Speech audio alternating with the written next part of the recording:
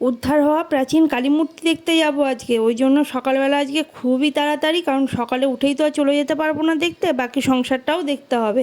তো তার জন্য সকালবেলা উঠে এখানে কাজকর্ম শুরু করে দিয়েছি। আর তার থেকেও যেটা ভয়ের ব্যাপার, যেটা দেখতে যাওয়ার জন্য আরও বেশি উৎসাহিত মানুষ সবাই, আর আমিও, যে এইখানে যারা যারা এই কালী মূর্তিকে ধরেছিল বা খনন কার্য করেছিল তারা সবাই মোটামুটি এখন হসপিটালে ভর্তি আছে। রান্নাঘরে এসে সকালবেলা একবার এই যে চালটাকে সিটি দিয়ে রেখে গেছি, এটা মোটামুটি ফুটে গেছে। এর মধ্যে এবারে ডালটাকে একটা সিটি দিয়ে নেবো, তাহলে চাল আর ডাল দুটো সেদ্ধ হয়ে যাবে।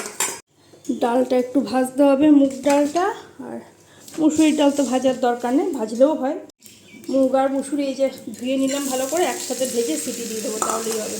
তেল দিই আগে, তবু একটুখানি তেল সামান্যই দেবো। আমার এলাকায় কাল থেকে বর্ষা শুরু হয়েছে, কিন্তু বর্ষায় সবই ভালো হলেও একটাই প্রবলেম, জামা কাপড় মেলা। জামা কাপড় মেলাটা খুব অসুবিধা, বাইরে একদম অন্ধকার হয়েই আছে, যখন তখন নামতে পারে। জামা কাপড় মেলাটা খুব অসুবিধা হয়ে যায় যাদের জায়গাটা কম। যে এইখানে এগুলো মেলে দিলাম, আর আমার এই নাইটিটা কালকের, শুকায় নাই এখনও। এইটাকে ভাবছি এই সোফার উপরে এইখানে দিয়ে রাখি, এই জানলা দিয়ে হাওয়া আসে, শুকিয়ে যাবে। একটু দেখতে একটু খারাপ লাগবে, বাট ঠিক আছে, কিছু করার নাই এখন। সব সময় কি আর অত দেখতে সুন্দর দেখলে হবে? হবে না। এই বৃষ্টি বর্ষার দিনে দেখার আগেও জামা কাপড় শুকানোটা বেশি দরকার, নাহলে জামা কাপড় থেকে খুব বাজে একটা গন্ধ ওঠে। মানে জামা কাপড় এক তো রোদ পাচ্ছে না, তারপরে যদি ঠিকঠাক না শুকায় ব্যাস, তাহলে হয়ে গেল। পড়লে পরে পাশের লোকটা দৌড়ে পালা ভরে, বাবারে কি গন্ধ উঠছে রে গা দিয়ে। আজকে খিচুড়ি করবো হচ্ছে সয়াবিন দিয়ে, যে সয়াবিনটাকে একটু গরম জলে ভিজিয়ে দিই, তাহলে ভালো হবে। সয়াবিনটা বেশ সফট হবে, নরম হবে।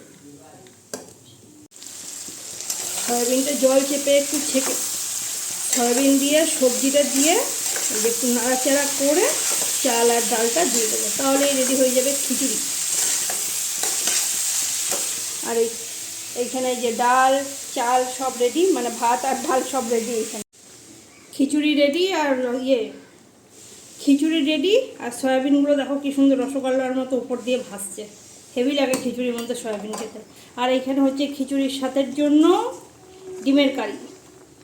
বেরিয়ে পড়েছি এই যে বিকালবেলা, এখন বাজছে 4:30। তো রেডি হয়ে একদম বেরিয়ে পড়েছি যে আজকে দেখতে যাব। আর রাস্তায় জানো কত ভিড় ছিল। এই দেখো, এই হচ্ছে সেই বিখ্যাত জায়গা, এইটা হচ্ছে বোলপুরের নিচুপট্টি।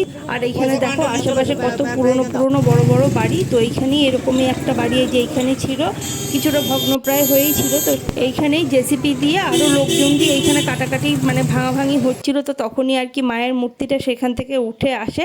আর শুনছি যে এইখানে যারা যারা এই মূর্তিটা ধরেছিল বা যারা এই খনন কার্য করেছিল তারা মোটামুটি সবাই হসপিটালে ভর্তি আছে। তো এখানে মাকে ছোঁয়া যাচ্ছে না, আর এখানে ব্যারিকেডও দিয়ে দিয়েছে। এই দেখো এখানে মা রয়েছে, আর এখানে ভিড়ও কিন্তু প্রচুর হচ্ছে।